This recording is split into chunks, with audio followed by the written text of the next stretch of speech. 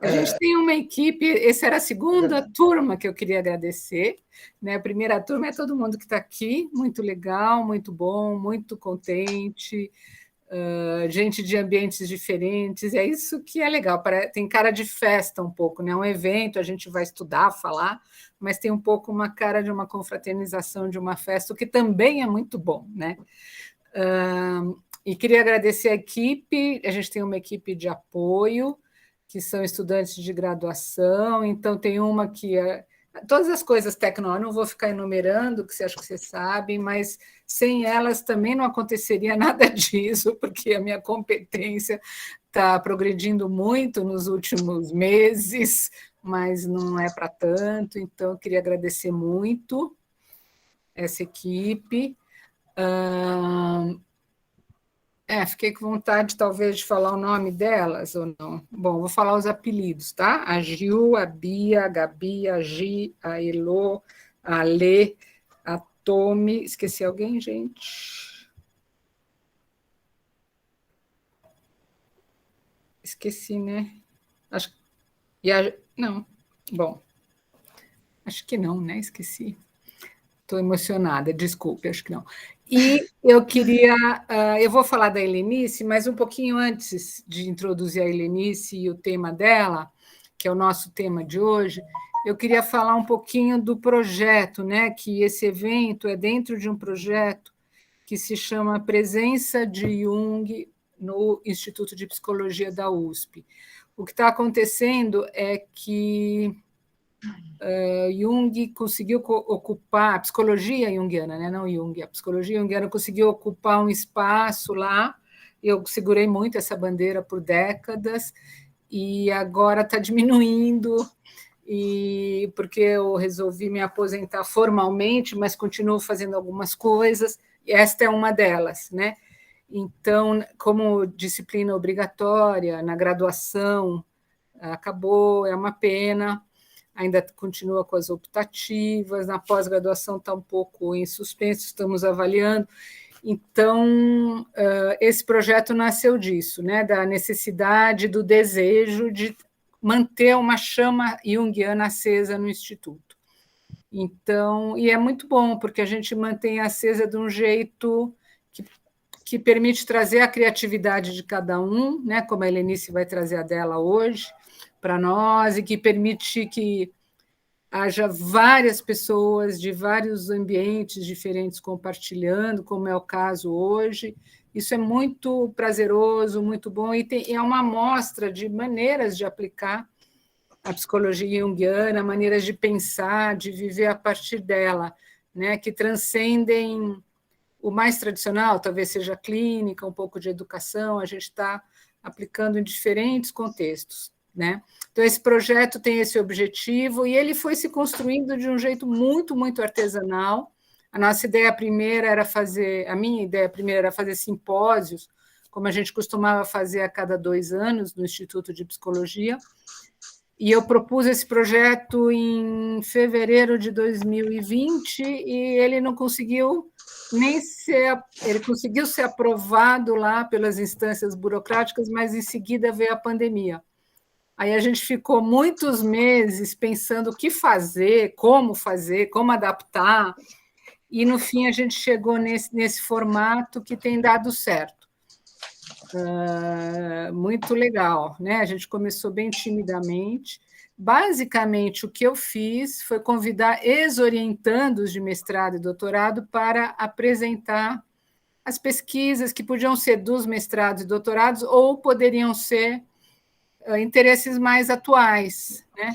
Então, tem um misto de coisas um pouco mais atuais. Eu estou falando dos eventos, né? E de pesquisas já realizadas. Mas, de qualquer jeito, sempre as pessoas que têm apresentado, trazido para nós, trazem um interesse vivo delas, né? Nem que seja uma pesquisa antiga, isso que é gostoso, prazeroso de ver. Esse é o 8º evento, o primeiro foi uma parceria com a Sociedade Brasileira de Psicologia Analítica, que se chamou Em Casa, porque a gente estava começando a quarentena, começando não, já estava na quarentena, né? Então a gente compartilhou essas experiências. E a partir daí a gente fez eventos menores. Eu só quero dizer uma coisinha para todo mundo, na verdade, a gente, como esse vai ser o último deste ano, e a gente tem vontade de continuar o ano que vem, a gente não sabe muito bem o formato, desde essa coisa online, presencial, até esse formato de uma pessoa vir e apresentar o seu trabalho, porque estão vindo umas vontades assim de fazer duas pessoas, talvez, para conversar sobre um tema, de trazer abordagens diferentes, né? Não precisa ser meu ex-orientando, pode ser colegas, professores, a gente pode diversificar. Então, o que a gente vai fazer, a gente vai passar por e-mail um questionário para todo mundo que participou, ou para todo mundo que se inscreveu, talvez, não, para todo mundo que participou, perguntando, pedindo uma avaliação e sugestões. Então, por favor, quando vocês receberem por e-mail, respondam, contribuam, fiquem bem à vontade. Né? O objetivo é manter a chama junguiana acesa no Instituto de Psicologia da USP. Está faltando muitos aspectos ainda da psicologia junguiana, muitas aplicações, muitas formas, mas a gente foi fazendo conforme as possibilidades nesses tempos tão conturbados. Né? Bom, então eu vou chegar na Helenice, né? A Helenice, a querida Helenice, né? Que a gente se conheceu, já foi nesse milênio, né, Helenice? Mas faz tempo já, né? Foi 2002, 3, por aí. 2002. A Helenice tem uma diferença, ela é a primeira que vem nesses eventos que não é psicóloga, os outros todos eram psicólogos, né? Ela não é psicóloga, mas ela foi mordida pela psicologia junguiana, posso dizer assim? Sim, sim. Em um momento da vida ela foi mordida e aí ela apareceu querendo fazer doutorado, né? Ela é formada em letras, com especialização em tradução e intérprete, de inglês, né, Helenice? E depois ela fez um mestrado na PUC, em linguística aplicada ao ensino de línguas. E aí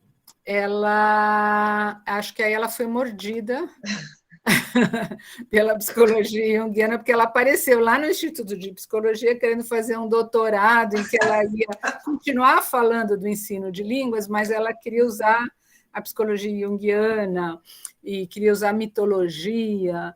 E aí, assim, foi a minha primeira orientanda de doutorado, né? Já pensou, eu já tive esse desafio, não era psicóloga, não era...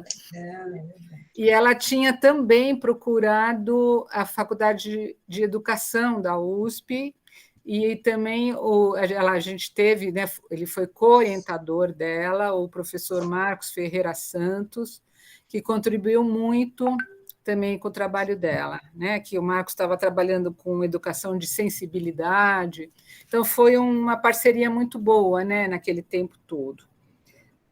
E aí o doutorado dela, que afinal foi defendido em 2007, se chama, anotei aqui, porque embora eu tenha orientado, já assim, mito arturiano e processo de individuação. Olha como ela foi mordida, né? Caminhos para uma educação de sensibilidade na relação ensino-aprendizagem de inglês. Tá? Ela descobriu, né, ensinando inglês, ela descobriu que se ela trouxesse a alma da língua, né, ou seja, a mitologia subjacente à língua, tudo ia ficar mais interessante e os alunos iam aprender melhor. Né? Então, ela mergulhou nos mitos celtas, nos mitos arturianos, né, do rei Artur, né? E foi estudando.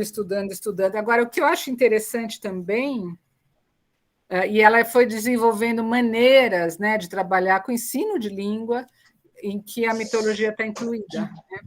O que eu acho interessante também é que esses mitos dizem muito para a nossa época, né, se a gente pensar, porque justamente os mitos do rei Artur, da Távola Redonda, eles vão falar o quê? De uma passagem de um sistema onde há um rei, um poder patriarcal instituído, forte, né?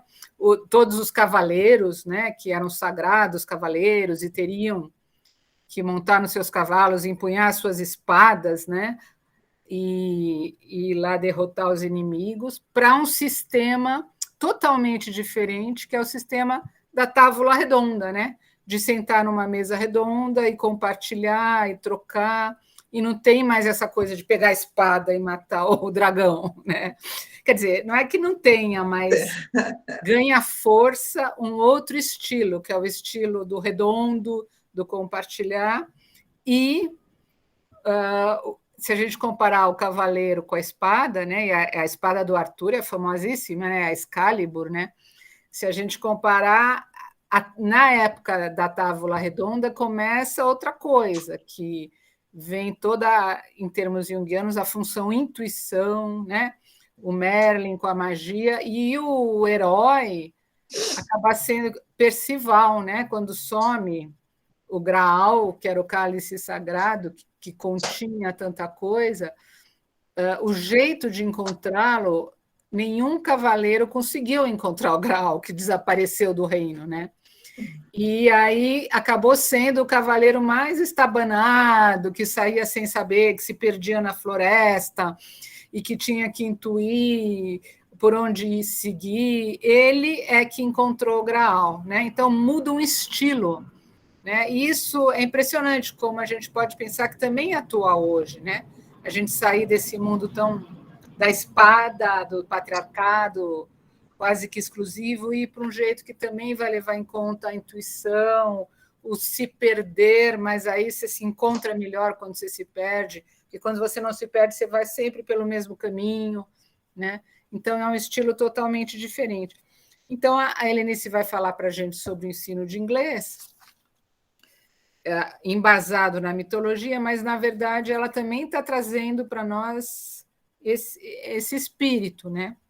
A gente pode considerar que aqui a gente está numa espécie, não sei se dá para, acho que dá, uma espécie de távola redonda, essas janelas todas, né?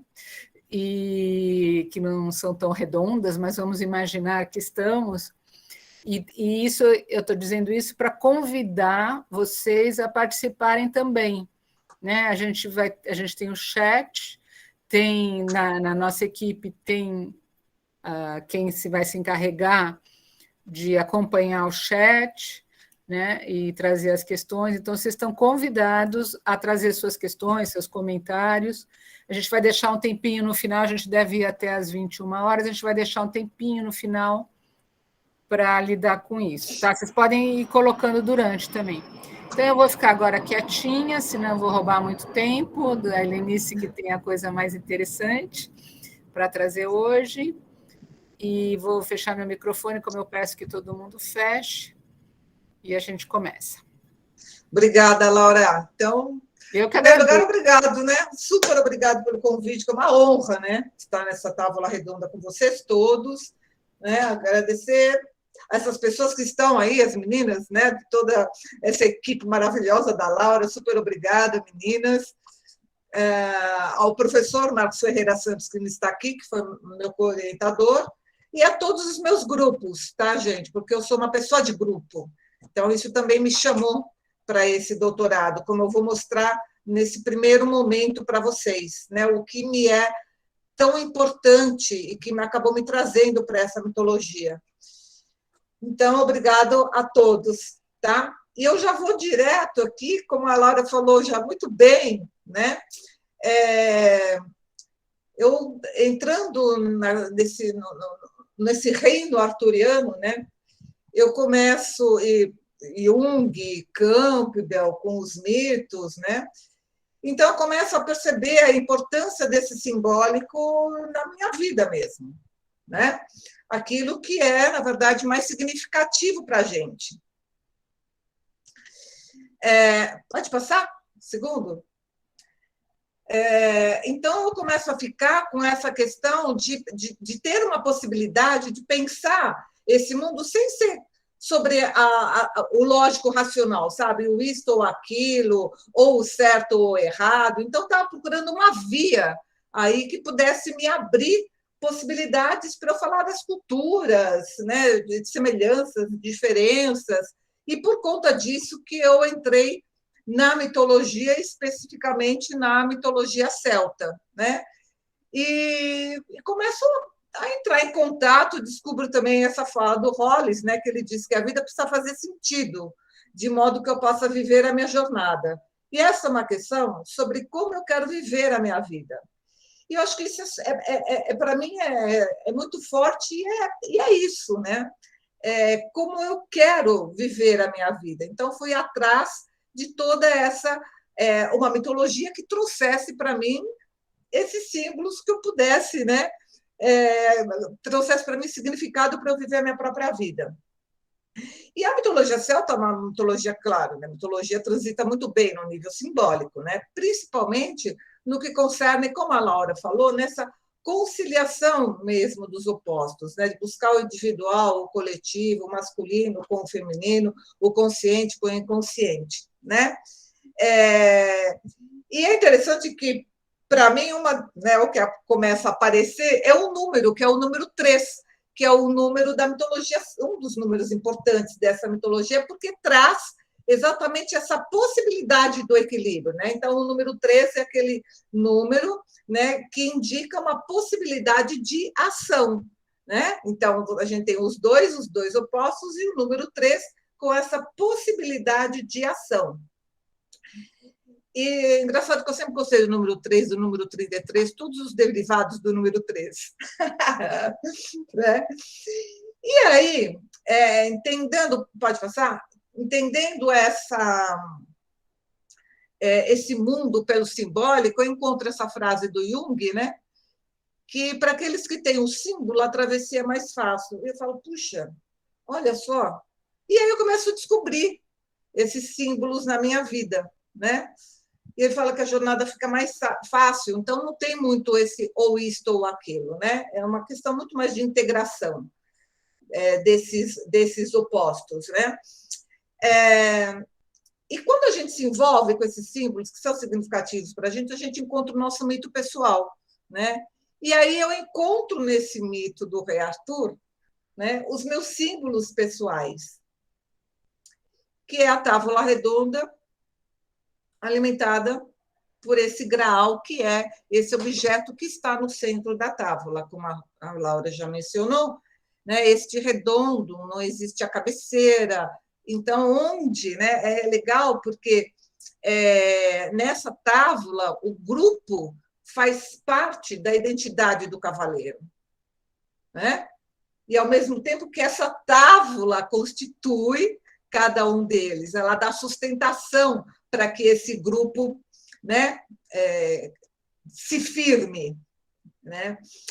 E a cultura celta, eu vou mostrar umas coisas para vocês, a mitologia, né, é um trabalho muito com o coletivo, porque a cultura celta é uma cultura tribal, que eu vou contar para vocês, uma cultura de coletivo, né, para trabalhar essa tribo, né, em prol de um bem comum. E, no entanto, também, né, e os cavaleiros, né, na tábua redonda, né, eles criam as ordens, né, da cavalaria nessa tábua, né? Então, não cometer trajes ou assassinato, fugir das traições, né, conceder clemência a quem pedisse, estar sempre ao lado do rei, né, não iniciar uma batalha por motivos injustos e auxiliar sempre as damas e senhoras. Então, vamos começar a observar essa questão dessa mulher aí, né? Sempre nesse intuito dessa conciliação, nessa busca dessa conciliação dos opostos, né? E aí o rei Arthur cria um costume de seus cavaleiros sempre contassem uma aventura no início de algum banquete. E aí todos se sentam, né, na tábua redonda e começam a contar as suas histórias, né? Lembrando que a saída para a busca deste grau que está aí é em grupo. A saída é em grupo. Mas a busca é individual. Pode passar. E o que eu quero dizer com isso? O que é esse grau, na verdade, né? Vou deixar também para que cada um sinta o seu próprio grau. Mas na cultura celta, na mitologia, um caldeirão é um objeto que tem um conteúdo que vai evocar o alimento. É o caldeirão, tem vários caldeirões, né? Então, por exemplo, nós vamos ter já 3 caldeirões, aquela coisa do número 3, do renascimento, da abundância, da inspiração. sempre nessa ideia do círculo que a Laura mencionou, né? De mostrar esse processo da vida, do nascimento à morte, né? E então ele é um doador de alimento. Então, veja, no Graal, no caldeirão da bruxa, a gente prepara o alimento, o remédio e o veneno, né? Dentro do mesmo recipiente se determina o que nutre, o que restaura e o que mata, né? Enquanto continente, o Graal é este continente, né, que abarca o grupo, que acolhe, que dá sustentação a esse grupo, né? Então, o que esses cavaleiros têm que fazer é buscar esse Graal, que significa os seus enfrentamentos, né? O seu enfrentamento, por exemplo, de guerreiro, com ouvir a sua voz do coração, né? Então, isso é um grande desafio, né, para esses cavaleiros. Então, vejam, para mim, essa busca do Graal, o que ela, né, esse Graal alimentado por essa távola, né, ela traz para nós essa busca do nosso centro, essa busca do que é mais precioso, do que é mais sagrado para nós, né? E para mim, por exemplo, eu fui buscar, por exemplo, a minha ancestralidade, né? Eu fui buscar a origem do meu nome, né? Eu fui buscar aquilo que falava, que queria falar comigo, eu fui buscar o meu centro. Então, é uma jornada muito difícil para todos nós. E olhem que curioso, pode passar. É um símbolo tão forte, né? Tão forte o redondo, o caldeirão, na cultura celta, que o que vai aparecer? Essa figura do caldeirão em forma, por exemplo, de uma lareira, ele vai aparecer dentro da casa e fora da casa. Tá? E é também o que e as casas eram circulares. Aqui é um local que, né, que imita todo as tribos celtas, isso daí é um local lá na Irlanda, né? E isso tem a ver. E essa lareira ficava no centro da casa. E se não tivesse, né? Esse rapaz fala para mim, eu falei assim, mas e se não tem? Eu falei, então, se não tiver, a gente tem que construir. Então, a gente tem que construir o nosso centro. É legal isso, né? E que isso tem a ver, né, gente, com toda essa busca que eu estou falando para vocês, né? São símbolos que começam a me chamar para fazer alguma coisa, né? E acho que me chamam para a minha transformação, né? Porque eu demorei 9 anos entre o mestrado, eu terminei o mestrado, depois eu só comecei o doutorado depois de 9 anos, né? Então, acho que para mim era uma busca do meu próprio grau, em busca da minha própria transformação, como dizendo assim, e aí, vai buscar seu grau ou vai deixar ele jogado por aí? Percebe? Né? 9 anos, entendeu?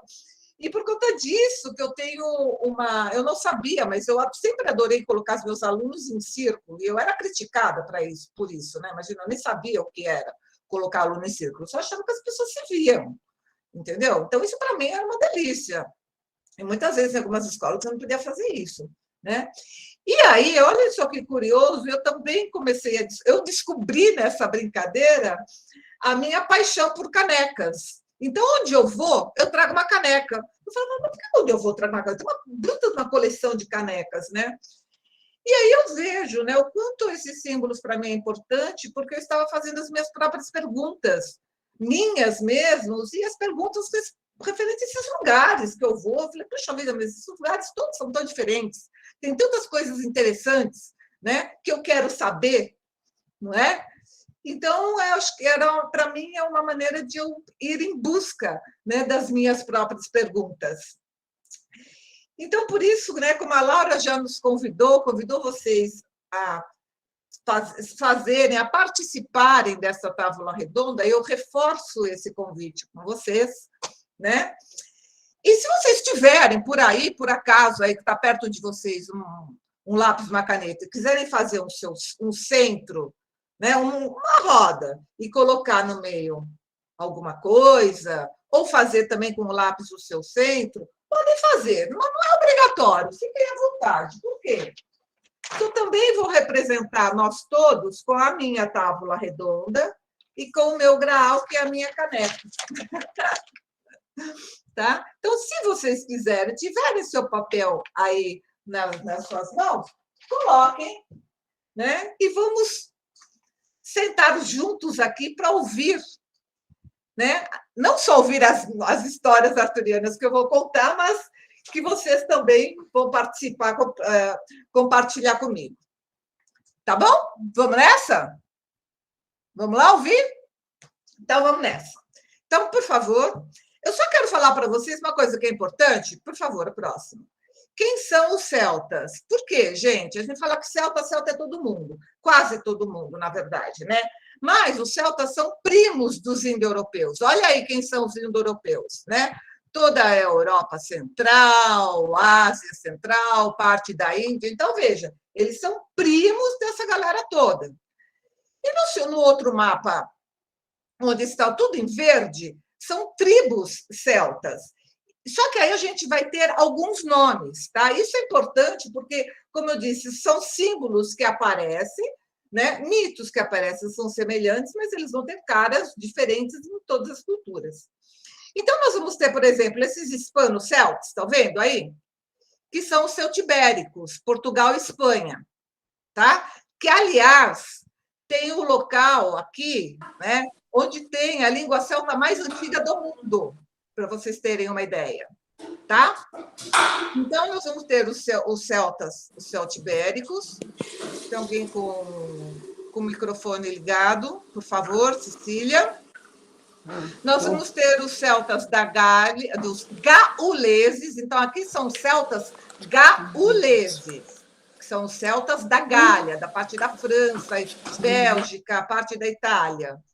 Nós vamos ter os celtas da Grã-Bretanha, tá? E aqui nós vamos ter os celtas do País de Gales, que são os galeses, tá?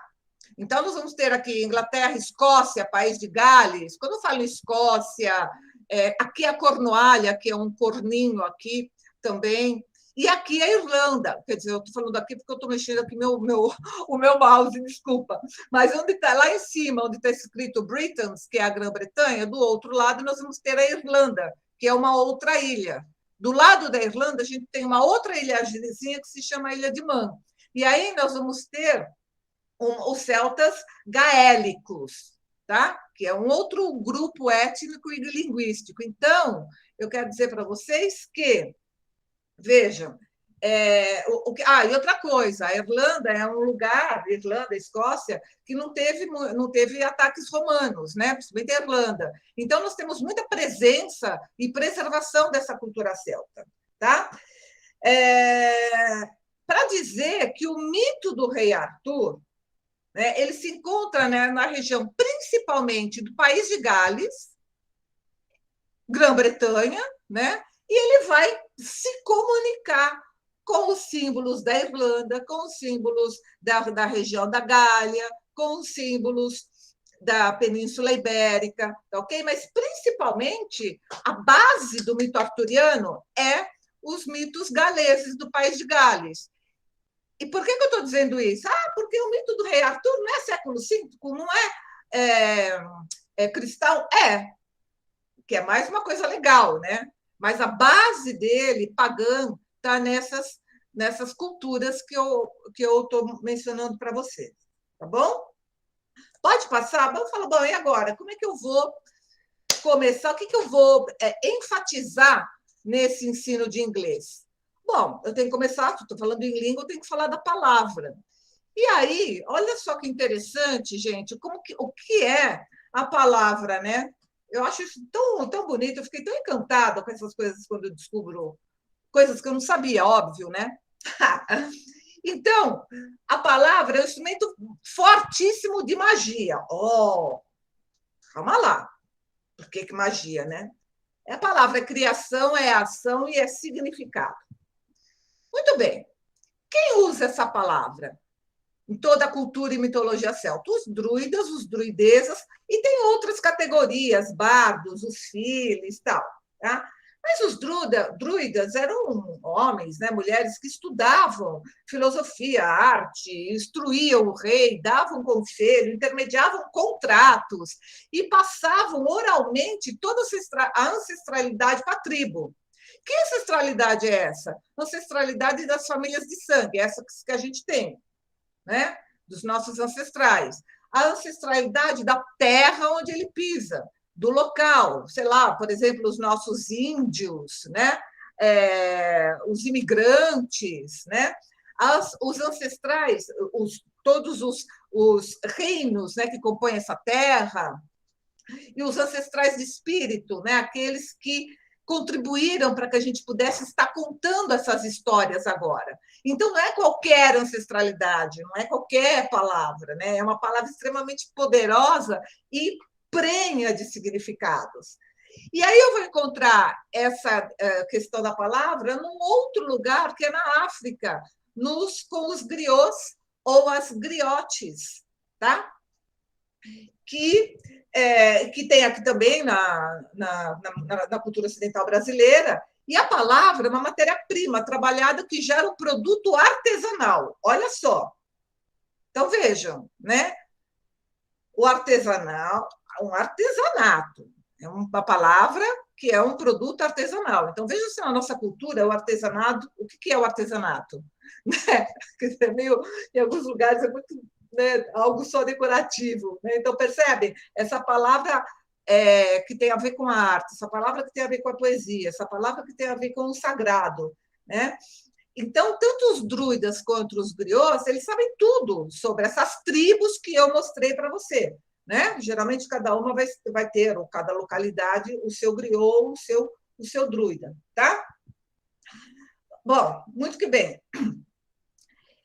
Então, eu começo a ver e estudar isso. Então, o que era poesia, né, gente? Era esse resultado de se entrar em contato com o sagrado, né?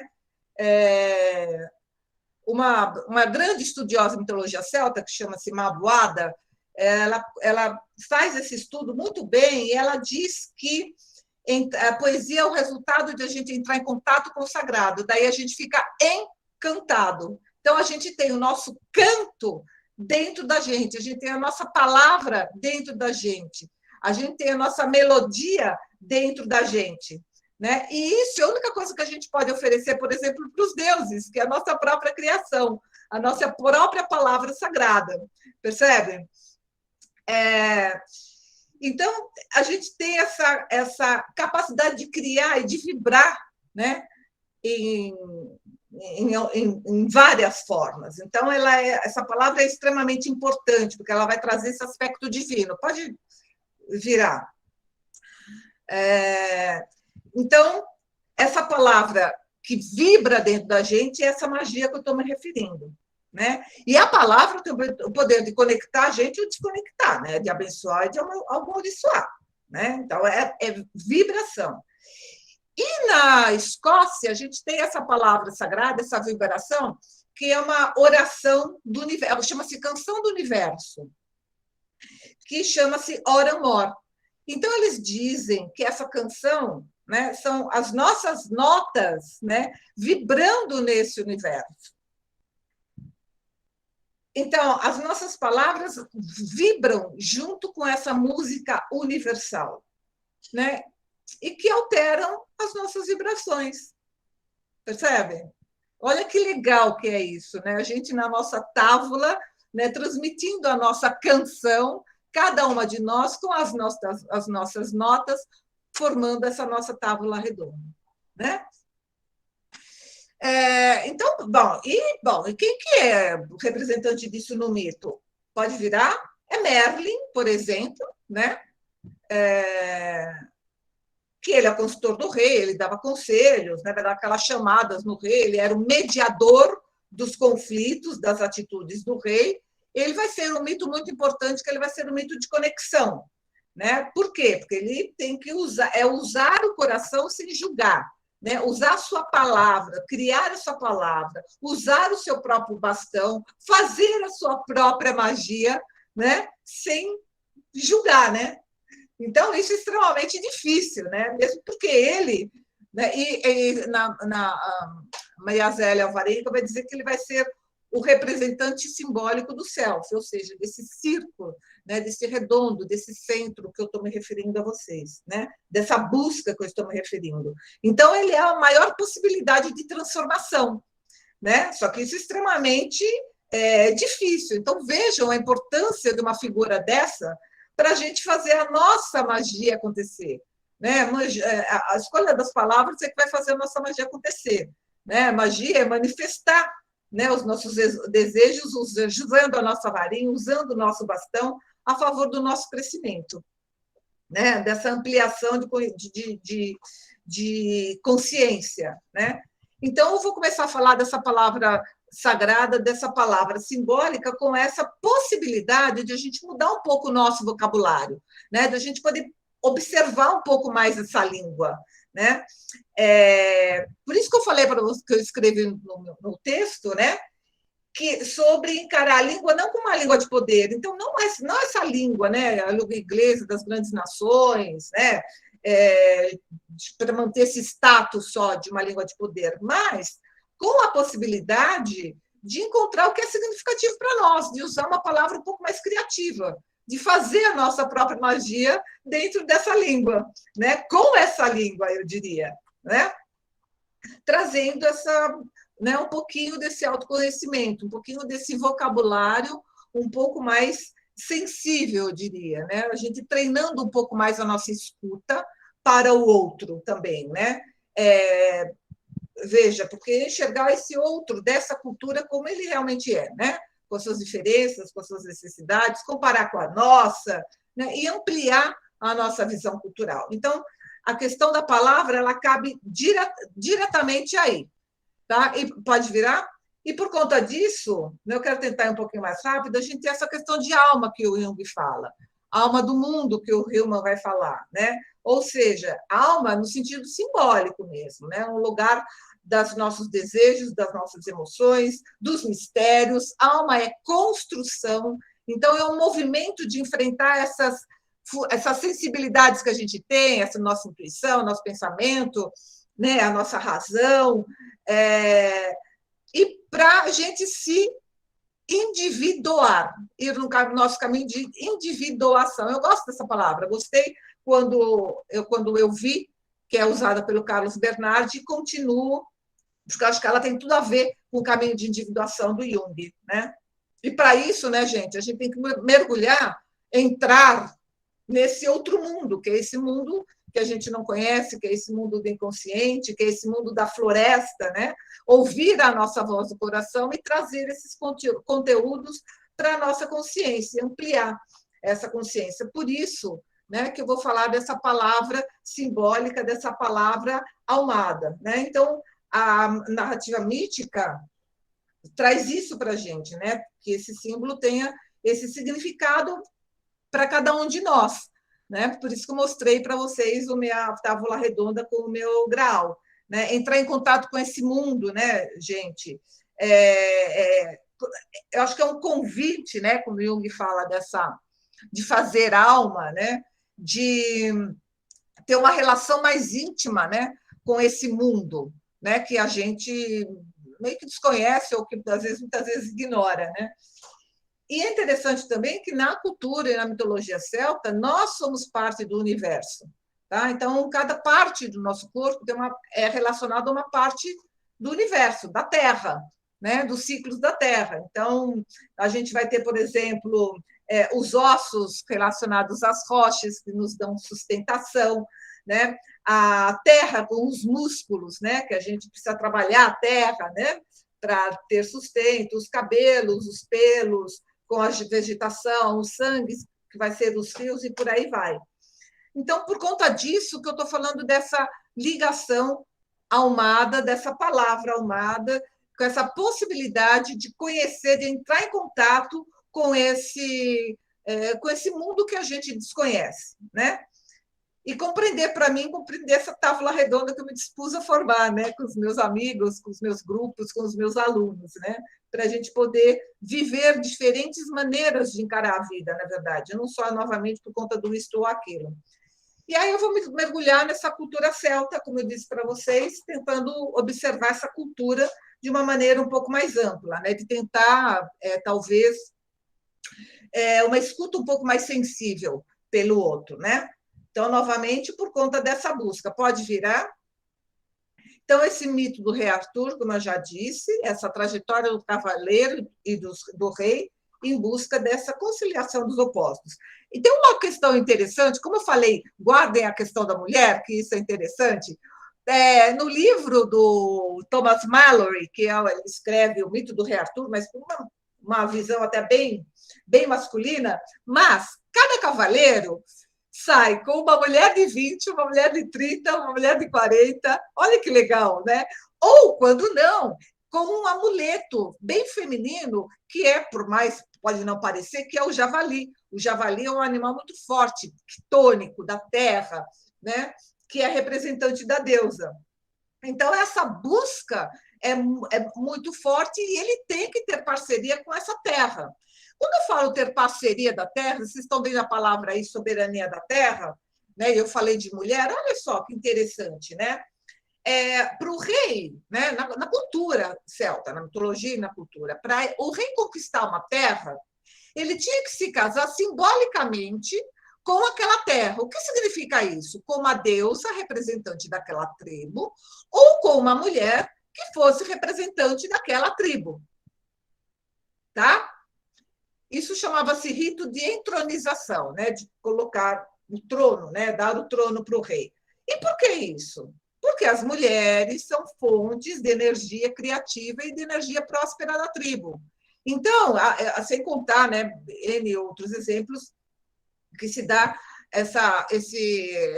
todo esse valor, né, à mulher. Ou seja, a mulher é a natureza, ela é a própria terra. Né? Então, por conta disso, só sei para a Irlanda, por exemplo, Escócia, a Inglaterra. Né? Então, o amor que eles têm por esse universo externo que a gente muitas vezes renega, né? Por essas montanhas, por essa Amazônia que está aí fora e que muitas vezes a gente não dá muita bola. Né? Então, é por conta disso que eu gosto muito. Eu nunca fui uma pessoa de polaridades. Então, eu sempre fui uma pessoa mais de equilíbrio. Eu sempre fui essa questão do número 13. Então, acho que mais uma razão pela qual eu me identifico muito com essa mitologia, sabe? E aí, gente, eu convido a vocês a cuidarem desse grau de vocês, esse grau que a gente imaginou, esse grau que eu coloquei aqui para vocês, que vocês desenharam aí, alguns desenharam, que estão imaginando. Né? Eu convido vocês a cuidarem do grau de vocês, porque ele representa tudo aquilo que vocês são, que você sente. Ele vai representar esse sagrado em cada um de nós. Então, cuidem muito bem dele, tá bom? Bom, e continuando, né, nesse rei Arthur, soberania da terra, o rei Arthur, o que ele faz, né? Ele finca a espada já estava fincada na pedra por conta do rei, né? Do seu pai, que fica a espada na terra, e aí a gente já começa a ter a simbologia dessa espada fálica, né, em contato com essa terra, com esse útero, né? Então, começa o desafio aí do nosso amigo rei Arthur, né? Pode virar? E, nossa, ele tem, né? Veja, ele tem que se conciliar, né? Com a Guinevere, que é sua esposa, com a Morgana, que é a sua meia-irmã, e com a própria terra. Né? E sem contar, né, que é interessante, porque né? E outra, né? Quando ele tira a espada da pedra, na verdade, né, a gente volta para aquela questão da soberania. Né? A gente tem a terra dando permissão a ele para governá-la. Então, ele já tem aí uma bruta de uma responsabilidade, percebe? De fazer toda essa conciliação. Aí começa uma coisinha aqui, uma coisinha lá, eu vou casar, não sei o que, uma coisa, vou casar com a Guinevere. Então, né, Lancelot, você vai lá e busca a Guinevere para mim? Bom, gente, deu ruim, né? Lógico, né? Como é que você vai falar para o seu melhor cavaleiro buscar a sua ânima, né? Então, ele delega, né, ao Lancelot, né, essa conquista, né? Essa recuperação aí da sua Anima, né? É claro que dá ruim, né? Claro que a Guinevere se apaixona por Lancelot e aí começa toda uma história. Então, o que eu quero dizer é que é uma trajetória muito árdua, né? E aos poucos esse reino começa a ruir exatamente por conta dessa relação que ele tem com essa soberania da terra, né? O que é algo extremamente difícil, né? A gente sabe disso, né? Bom, deixa eu tentar ir mais um pouquinho rápido aqui. E é claro, né, gente, para isso é só mergulhando, entrando nesse outro mundo, o que é fundamental. E é interessante para buscar esse graal, né? Então, a gente vai ouvir que ele vai buscar o graal, que ele vai buscar um animal precioso ou um objeto precioso. Então, eles todos, a todo momento, vão entrar nesse outro mundo para buscar esse graal, né? E as histórias não se centram no rei Arthur. Isso que é mais um detalhe importante, né? Mas sim aos cavaleiros. Por quê? Porque cada um vai contar a sua história. Lembra que eu falei para vocês no começo?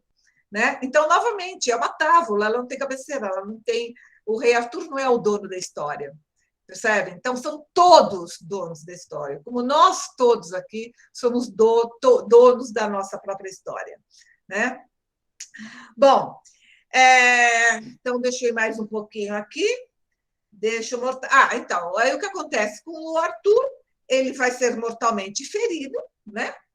Da batalha que ele vai travar com o filho dele, e o seu corpo é levado para o outro mundo, para a ilha de Avalon, né?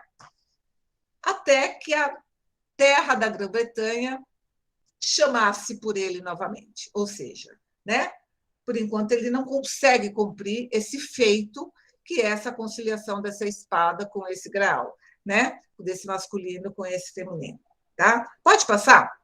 Eu queria mostrar para vocês agora na prática como isso ficou, e aos poucos a gente vai fazendo uma discussão melhor, depois mais profunda, e eu vou passar um pouquinho rápido. No meu doutorado, eu coloquei os alunos em contato com o mito, pelo filme Excalibur. Então, não só o filme, vendo algumas cenas do filme, eles se conectando com os personagens, eles escolheram personagens antes de saber quem que era quem, só sabia que tinha um rei, uma rainha, uma dama do lago, mas não sabia o que era quem. E, curiosamente, acontecem as coisas, né? Então, uma mocinha que era a mais misteriosa, parecia que era mais tímida, porque no filme Excalibur, a Dama do Lago, o papel dela é entregar a espada para o rei Arthur vindo da água, né? E, novamente, essa chamada a essa conciliação, né? E ela escolhe ser a Dama do Lago. A senhora, que era mais velha do grupo, ela escolhe ser Igraine, a mãe de Arthur. E aí por aí vai, eles começam a se identificar com os personagens, colocar suas características, e eles escrevem. Eu peço para eles escreverem uma história ambientada no século XXI, contendo ou não personagens arturianos. E o título era Paula buscando. Olha, todo esse vocabulário que está aqui é um vocabulário pertencente ao mito. Tá? Então, busca da sua personalidade. E essa personagem, Paula, ela existiu, ela era amiga de uma das alunas lá, e ela fez o Caminho de Santiago. Então, a história que é essa Paula ia contar essa jornada que ela teve para os seus colegas, né?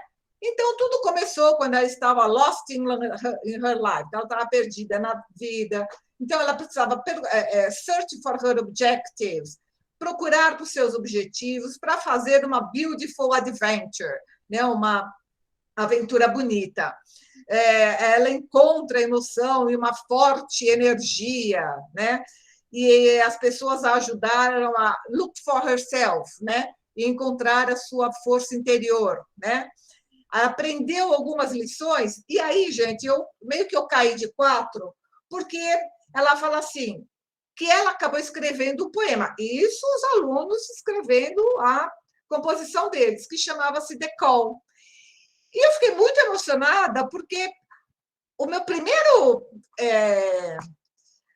a minha primeira fala sobre o rei Arthur, e para eu contar minha trajetória, foi o chamado. Eles não sabiam disso. Percebe? Então, quer dizer, que é todo um trabalho que começa a aparecer na nossa trajetória própria, sabe? Sem contar, né, em todos os momentos que isso aparecia na vida deles. E aí ela fala que ela encontra um lindo homem, que é o Percival. E o que o Percival faz para conquistar ela? Nessa composição que eles escreveram. Ele recita um poema. Então, percebe? Não é o herói que vai lá matar, como a Laura está falando. Né? É o herói que vai pegar aquela espada e vai tentar integrá-la com o seu Graal. Né? Vai usar a espada dele para escrever a sua própria jornada, vai usar como seu bastão para fazer a sua própria magia. Né? Para poder, ele fala o quanto era difícil encontrar o Graal, how difficult it was to find the Grail. E aí, a Paula vai embora para casa, sai do café, chega na casa dela, atende o telefone, era uma amiga que fala assim, olha, eu preciso falar com você. Eu não sei que universidade eu vou fazer. Eu estou muito triste. Eu me sinto perdida. Então, percebem que a trajetória de busca, né, a trajetória de vida deles, né, aparece, né, acaba aparecendo nessa história que eles acabam contando. Pode ir mais um pouquinho. O que acontece? Nos workshops de agora, que eu fiz online, eu fiz alguns presenciais e outros online, um dos workshops eu falei, falando sobre a origem do nome, né? Então, eu vou trazer a origem dos nomes, né? Mostrando novamente essa importância da palavra, né? Dizer para eles o quanto essa palavra é importante na mitologia celta, né? Dar o nome era importante. Para os indígenas, dar um nome isso era extremamente importante, porque significava a qualidade que essa criança traria para o mundo. E quando ele era jovem, ele poderia mudar o nome se ele quisesse. Né? E na mitologia celta, essa simbologia também aparece, né? Ou seja, dar o nome é extremamente importante, né? Para essa pessoa, porque ela tem um significado. E tanto que o alfabeto tem um alfabeto que chama-se Ohan, né? E que cada letra significa uma árvore. Então, B de bétula e por aí vai, não é trazer todos. Então, percebem? Quer dizer, a palavra tem muito sentido, né? Não é uma palavra qualquer. E aí eu acabo trazendo a origem do meu nome, né? Os alunos podem colocar, trazem a origem do nome deles, tal. Pode ir, mais um. E se eu colocar essa palavra aqui, será que vocês lembram de alguma coisa? Rai Brasil? Nomezinho tem um som e uma escrita parecida com alguma coisa que a gente conhece, né? Então, veja só, eu acabo trazendo para eles a Terra, um outro mundo, né? Avalon, né? São as terras míticas, onde se busca, né, essa sabedoria, onde, né, todos os cavaleiros vão para encontrar o seu grau. E, curiosamente, pode passar, por favor? É uma terra além mar, né? Um local colorido, né? Com muita abundância, são a terra dos nossos ancestrais. Rai Brasil, né, significa, na verdade, Rai, ilha, Bres, que significa bênção, belo, significa um outro deus do outro mundo, que é Bres também, ou Bran, né, que é um deus do outro mundo, e também tem a ver com Brandão, que é São Brandão, que eu vou falar para vocês quem é agora. Então, Rai Brasil significa a Ilha dos Abençoados. Quem faz essa viagem para Rai Brasil pode passar, é São Brandão. Mas existiu, não existiu? Pois é, São Brandão de Clontarf, no século V. Percebem? Ele existiu. E ele faz o quê? Uma viagem mítica para essa terra do outro mundo. Né? Então, ele sai da Irlanda e vai para uma das terras míticas. Estou falando o trajetório dele, que chega nessa terra. E ele fala, né? Escreve-se, né? Que onde as almas dos nossos ancestrais assumem a forma de aves coloridas. É uma terra que é verão o ano inteiro, que não há males, que não havia arbustos que não dessem árvores e nem flores que não dessem frutos. Onde será que ele desceu, né, gente? Né? Olha a nossa origem mítica, né? Então, eu trago isso como uma possibilidade, nada, estou falando nada que é certo, mas com essa possibilidade para a gente pensar esse outro mundo aqui também, né? Com esse paraíso, quer dizer, esse outro mundo, né? Esse interior, né? Entrar no interior das montanhas, entrar no interior da terra, no interior de cada um de nós, né? Então, essa visão céltica de entrar nesse outro mundo e trazer essa sabedoria, né? Então, essa foi. E aí, né, gente? A gente entra em várias discussões, né? O que é esse outro mundo para nós, né? Por que não existe pecado ao sul do Equador, né? Vamos fazendo pecado rasgado, suado a todo vapor. E eu até levei a música para eles também, né? Acho que para quem está aqui lembra disso. Tá? Então, para mostrar, né, que esse outro mundo, né, esse inconsciente que está vindo aí, que está sendo chamado. Né? Então, é com esse objetivo, né, que eu trago essa origem do nome e tal. Pode passar? Num outro, mais um. Esse aqui é o barco de São Brandão, tá? Eu não viajei, quer dizer, eu acho que eu estou viajando nele ultimamente, né? Mergulhando nesse outro mundo mesmo, né? Pode passar, então, num outro. Pode passar, por favor? Aqui, gente, é uma casinha em Glastonbury. Glastonbury existe e é uma cidadezinha que é tida como sendo Avalon, né? E ela existe. E ela é uma cidade que foi inundada. Né? E aqui é uma lojinha só de artigos mágicos, né? E chama-se Outro Mundo, percebe? Então, assim, é um arrepio entrar no outro mundo de Avalon, sabe? Pisar em Glastonbury e saber, nossa, estou aqui entrando, né? Ou pisando nesse outro mundo, tá bom? Então, vamos lá. Mais um workshop que eu dei, pode virar? Eu falei sobre o Mago Merlin, né? Como eu disse para vocês, com essa possibilidade de a gente trazer a nossa palavra, trazer a nossa construir o nosso bastão, né? Trazer a nossa palavra sagrada, né? A gente usar o nosso bastão que fala, que, aliás, eu também quero agradecer a minha amiga Patrícia Pina Bernardo, que é uma super arte terapeuta, com quem eu faço vários cursos, dei alguns workshops, vou dar alguns workshops com ela, e que sempre me orientou quanto às atividades arte terapêuticas a serem feitas nos workshops. Tá bom? Então, aqui os alunos criam, pode passar?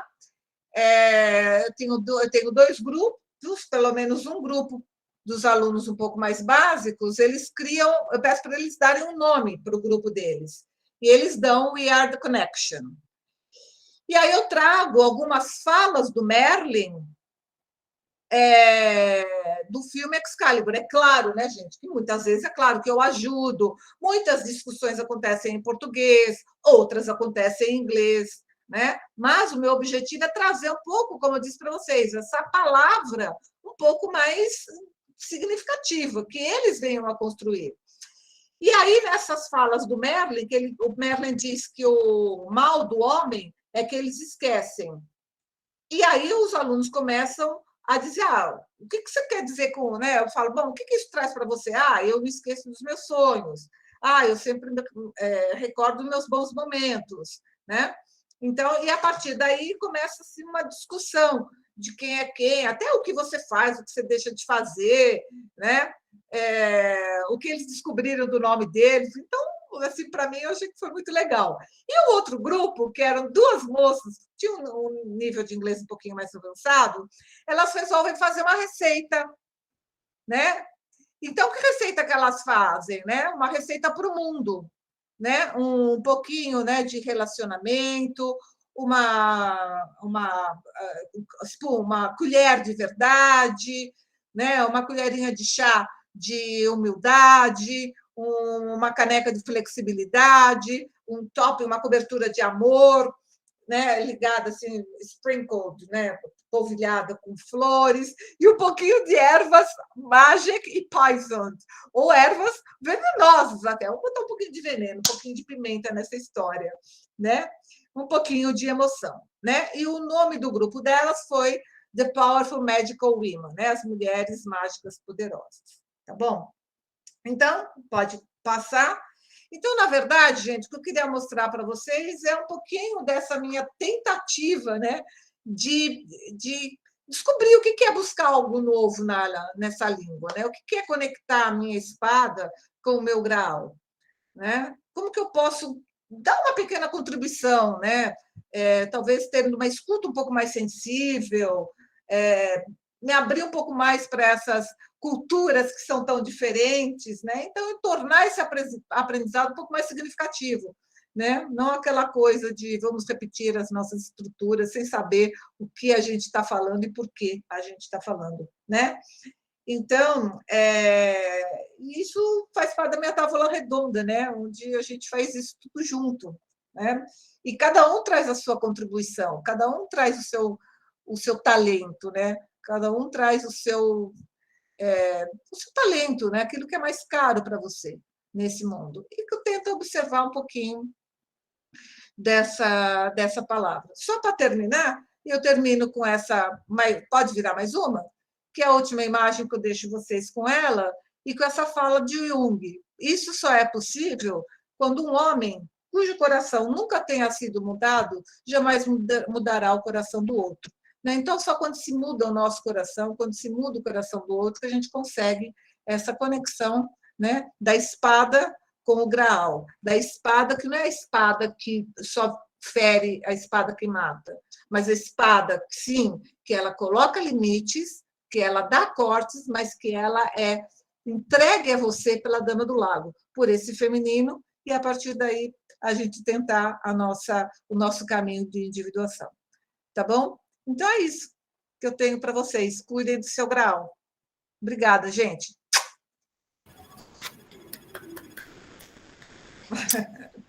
Obrigada, Helenice. É uma delícia ver a sua empolgação, o seu mergulho no mito. Dei até saudades daquela época. A Helenice estava escrevendo um doutorado, aí ela falou: não, eu vou lá. Eu vou para lá, e foi, e viajava, e ela entre o concreto, assim, o abstrato, né, o corporal, se põe em movimento, e viaja nas ideias, e pesquisa, muito gostoso ver essa empolgação tão viva ainda hoje, né? E acontecendo para as pessoas, muito legal. Gente, está super aberto para participação, em princípio pode ser começar pelo chat, se for o caso a gente pode abrir o microfone e trocar falando também algumas ideias. Como é que está o chat? Quem que está com o chat? Oi, Cro, sou eu, a Júlia. Fala, Ju. Eu vou ler aqui alguns comentários, tá? A Eugênia colocou que as brumas de Avalon também seria uma boa pesquisa. A Cláudia comentou, Helenice, fico surpresa, pois muita gente não sabe a origem do próprio nome e nem como se deu a escolha do nome por seus pais. Faço o exercício de pesquisa e dá uma boa abertura para orientação, no meu caso, orientação profissional. A Renata comentou muito bom. Cláudia, eu agradeço vocês por seu trabalho com tanta euforia. Eugênia também comentou sobre a boa relação entre o Jung e a Távola. A Maria agradeceu a oportunidade de te ouvir. E aí a Luzia está, acho que, conversando com a Cláudia no chat, perguntando se essa orientação profissional seria através da origem do nome. A Távola arredondou mesmo, temos conversas assim, né? Olha só, eu acho que posso responder? Né? Bora, vai lá. Deixa eu só fazer um comentário antes em relação às brumas de Avalon. Eu não sei se ela falou que é ou se ela perguntou se é uma boa pesquisa. Eu adoro as brumas de Avalon, tá? É uma outra visão, né? Inclusive, eu também vou dar um workshop sobre as brumas de Avalon o ano que vem, mas é uma visão feminina, na verdade, do mito, tendo a Morgana como personagem central, né?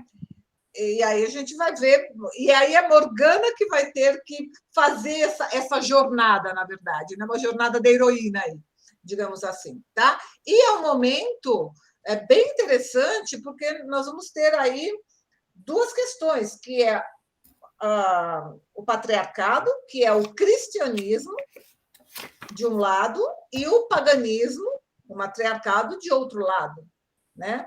Então, é exatamente esse momento de integração. E a gente vai ver muito, né, questões cristãs que vão aparecer no Brumas de Avalon e, ao mesmo tempo, outras questões pagãs. Eu gosto muito, eu gosto. Eu acho que vale a pena a leitura, sim. Ou o filme também, que eu amo, com o mesmo nome, Brumas de Avalon, e, por outro lado, tem Excalibur, de 1984, também, que eu amo de paixão. Desculpa, Laura. Não, não sou eu, é o chat que tem coisas, né? Bom, tem a pergunta para a Cláudia. Oi, Cláudia, tudo bom? Posso responder? Então, agora, ouvindo a fala da Helenice, e vai acrescentando uma coisa muito boa, que na orientação profissional, as pessoas vêm buscar uma coisa assim, pragmática.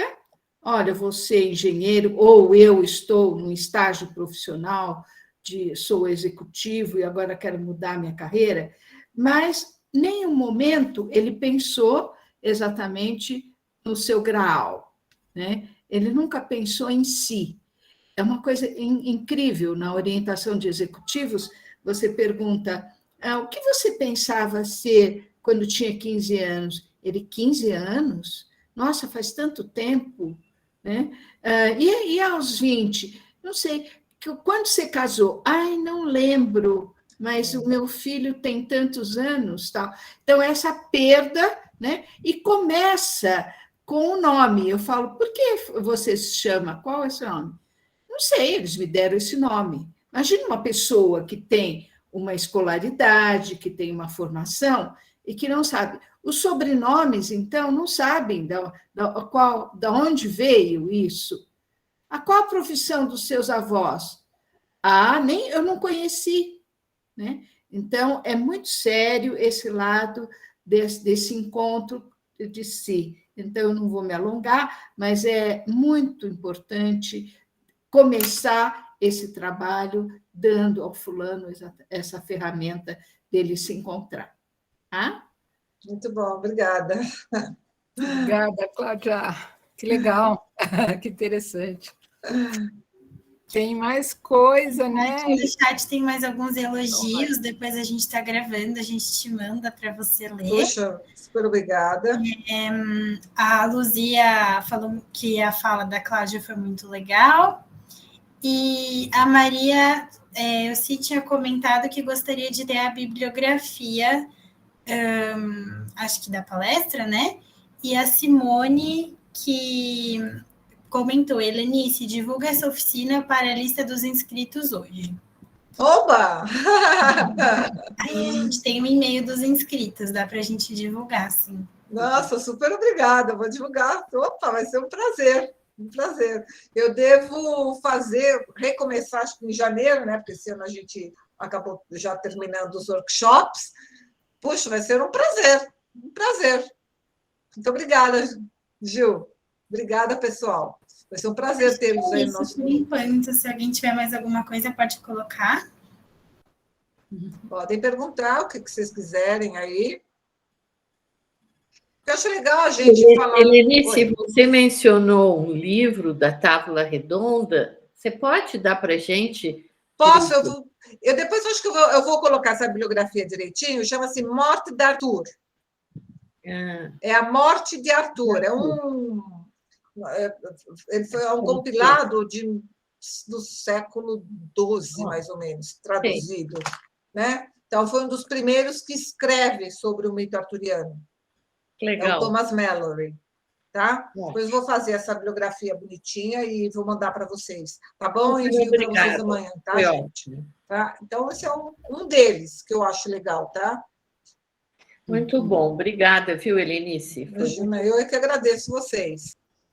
Mas... A Simone perguntou se você entrou em alguma discussão de alquimia. Então, eu na verdade, ainda eu não entrei. Tá? Eu não entrei. Né? Mas, quando a gente fala de casamento, por exemplo, o casamento do rei e da rainha, é um casamento alquímico. né? Mas eu não entro, né? Não entrei, porque assim, não tenho bases, né? Muitas bases certas, assim, da alquimia, né? Estudei um pouco, mas eu não tenho para entrar.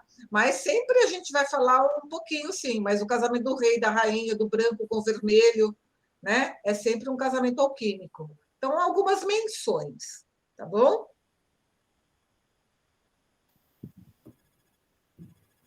O que mais? Fala, Eliane. Levantou a mão? Eu. Tudo bem? Eu fiquei curiosa de saber o que significa seu nome, que você falou bastante, e se a palavra bétula, pelo que você mostrou aqui, é Beif, né? Não sei se fala assim, mas é por isso que vem birthday. Sim, provavelmente sim. Né? O dia do nascimento, porque você falou que Beif, bétula, significa origem, nascimento. Então, isso é uma possibilidade, muito bem, é verdade. Bom, eu, assim, né, para mim, o meu nome é legal, quer dizer, legal, né? É legal, né? Só podia ser, né? Mas significa a luz do sol, uma, né, dos significados.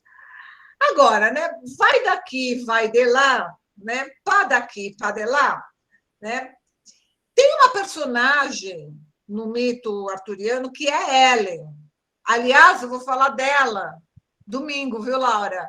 Junto com a Patrícia Pina, nós vamos fazer um Cine Pipoca gratuito, falando sobre o filme Klaus, que é sobre Natal, tal. E a Patrícia vai fazer toda a amplificação simbólica, e eu vou falar sobre uma deusa, né, que dá origem a essa questão do Natal também, que é uma deusa chifruda, é a única deusa chifruda da mitologia celta. Tá? E o nome dela é Helen, né? É Helen dos Caminhos, é aquela que indica os caminhos e tal. Então, eu começo a ver que falo, nossa, né? Eu adorei, quando eu olhei para essa deusa, eu falei, nossa, essa é a minha deusa. Né?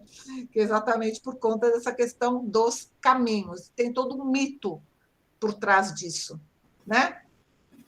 E aí eu também fui lá descobrir que eu adoro, por exemplo, eu adoro dançar e eu adoro carros. Embora não entenda muito, mas eu gosto de carro. Acho bonito, né? Qual é o nome da primeira corredora francesa que vem correr no Brasil? Helen Nice. Então, ela vem correr aqui em que dia? 13 de julho. Quando que eu nasci? Tá? Engraçada, né? Não, é louco. Eu até tem umas coisas que você fala assim, você arrepia mesmo, né? E ela, antes dela ser corredora, ela era bailarina. Mas ela sofre uma queda, não sei o quê, e não pode mais dançar. Eu adoro dançar. E aí ela vai correr. Né? E aí ela sofre um acidente, ela vem correr, acho que ela corre primeiro no Rio, depois ela corre em São Paulo, sofre um acidente aqui, né? Morrem várias pessoas, mas ela não morre, ela cai em cima de um cara lá, de uma pessoa, né? Essa pessoa morre, mas amortece a queda dela. Então, meio que ela fica acabando sendo um mito, né? na corrida e tal. Né? E o cara sobreviveu? Ela sobreviveu. O cara sobreviveu, eu quero saber. Não, o cara morre. Né? Então, mas é louco isso, né? Que se a gente for depois analisar simbolicamente, aí é com você, né, Laura? Mas para mim isso é muito forte. Né? Ter um masculino assim, né? Minimizando essa queda, sabe? Então, para mim, isso é bem forte. Então, são essas as pequenas origens do meu nome. Legal. A Eliane quer falar. Levantou a mão, esse dispositivo. Não, acabei de fazer a pergunta. Você fez no chat? Foi ela que falou, sim. É que ficou a mão levantada. Tá. Desculpa. A mão levantada. Tá bom.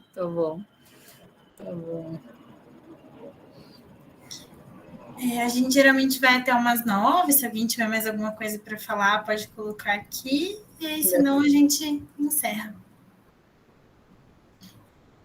Eu acho que tem um estímulo legal que é a gente pensar no Brasil, né? Nos nossos mitos também, né? Com toda essa empolgação, essa raiz. Claro que tem muita coisa que vem até de lá, né? Também, mas tem coisas daqui também, né? Pensar nossos mitos indígenas, as nossas. Sim. É bem interessante, com essa empolgação e essa seriedade com que você vai pesquisando, eu acho que é muito rico, né, Helenice? Fica como um convite para outros e para todos nós, né? Sim. Como essa perspectiva mitológica e ancestral enraizadora traz sentido, né? Exato. E facilita tudo, facilita o aprendizado, facilita as relações, né? Exato. Achar os caminhos próprios. Exato. É muito Exato. legal, né? Eu acho que essa é a grande mensagem que você deixou para a gente, um graal, né? Como aquele cálice que contém tudo, até o veneno, né? Como é que você falou? Ela contém tudo, né? Ela contém o alimento e ela contém o veneno, né? Ela tinha mais uma coisa, era o alimento, o veneno e... Agora eu esqueci no começo. Restauração, não é? Restauração, É muito bonito, né? A gente pensar... E essa perspectiva mitológica traz isso, né? E é uma empolgação mesmo, né? Quando a gente começa a estudar a mitologia e ver as relações, muito empolgante. E linka com aqui e agora, a gente é iniciado no mundo simbólico e acha um sentido, né? Muito legal. Exatamente. Muito legal. Então, por isso que eu sou apaixonada pela mitologia arturiana, mitologia celta, né? Que tá. Eu posso até contar, né, Helenice, que quando estava fazendo doutorado, você vai ficar brava comigo ou não? Ela teve um pequeno desvio, porque também inglês não é falado só lá, né? Então, a gente mergulhou um pouquinho no inglês dos Estados Unidos, e aí é uma outra alma, né, gente? É o cowboy, é outra coisa, totalmente diferente, né? O cowboy, o conquistador, é outra história, né? Outra história. Não, Laura, você tem razão. E em 2005 eu fui apresentar o meu trabalho aonde, gente? No Texas, lembra, Laura? Lembro, a gente foi. No Texas, né, que a gente foi. Né? Um lugar árido, estava um calor, lembra, Laura? Nossa! Né? E aí eu lembro, né, que um cara foi fazer uma fala e ele entra tudo de cowboy, lembra, Laura? Lembro. E aí ele entra assim, como se eu estivesse falando assim, sabe? Com os cowboy todo lado da turma dele, entendeu? Então ele esquecia que ele tinha uma plateia. Ele estava falando naquele inglês texano que era o ó, né? Então, veja, qual é a ligação? Que linguagem que você quer com isso, percebe? Então, você está usando essa sua língua aí, essa língua do poder que você acha que todo mundo tem que usar. Tá, cadê o significado disso tudo, percebe? Então, isso me incomodava muito também, essa maneira como se usa a língua, sabe? Como se encara a cultura também. Entendeu? Mas eles atravessaram o oceano, né? Quer dizer, é outro uso, outra alma mesmo. É outra alma, outra alma. Coisa, gente. Não adianta a gente querer, né? Tem que considerar também, né? Sim, sem dúvida alguma, né? Sem dúvida alguma. Isso é bem legal para mim que eu que fui para a Inglaterra, fui fazer todo o percurso arturiano e depois eu mergulhei no Texas, para mim é uma delícia, né? Exatamente observar, porque você tem a cultura inglesa, que é uma cultura de processo, ou seja, você pergunta onde é tal lugar, o cara te pega pela mão, te fala, olha, tá vendo aquele lugar, tá vendo aquele prédio, tá vendo que tem aquele vasinho vermelho? Então, você vai chegar lá, mas você toma cuidado para atravessar, olha para os dois lados, não sei o que lá, até você chegar, né? Até falar, olha, é lá, né? O americano não, onde que é tal lugar? É go straight ahead e você vai chegar lá, entendeu? Então, a cultura americana é uma cultura de produto, né? Eles são diretos ao ponto. É mais pragmático, né? São mais pragmáticos, não tem teve que desbravar mais. Tá? Exatamente. Mas, enfim, é bem interessante, né? Gente, eu acho que é isso, né? Estamos pontualíssimos. Alguém mais quer dizer alguma coisa? Como é que estamos? Acho que só agradecer muito. Muito grata a esse encontro, foi assim muito rico da gente poder abrir tantas coisas, né? Acho que abriram várias coisas. Para mim foi muito, muito bom, encantador. Obrigada, Cláudia. Obrigada pela presença, obrigada. Todo mundo no chat também agradecendo. E eu agradeço também, né, Helenice? Eu que te agradeço. Veio trazer a sua alma e abrilhantar nosso projeto. Obrigada, Laura. Obrigada por estar comigo nessa jornada, né? Até hoje. Faz anos, né? Legal que a gente continuou perto, né? Até hoje, fazendo parte dos grupos de estudos da Laura. Muito legal. Então, gente, muito obrigada a todos, todas, todes, todo mundo, muito bom. E espero que até o ano que vem. Vou passar o questionário para vocês ajudarem a gente a planejar o ano que vem, que vai ser um ano difícil, essa coisa online, não online. Sim, então, ajudem, deem ideias, feedbacks, que é para a gente se organizar. Né? A gente mal se organizou agora, aqui já vai, esperamos até que tenha que mudar, né? Bom, então, se cuidem, muito obrigada e até, gente. Tchau, pessoal, obrigada, hein?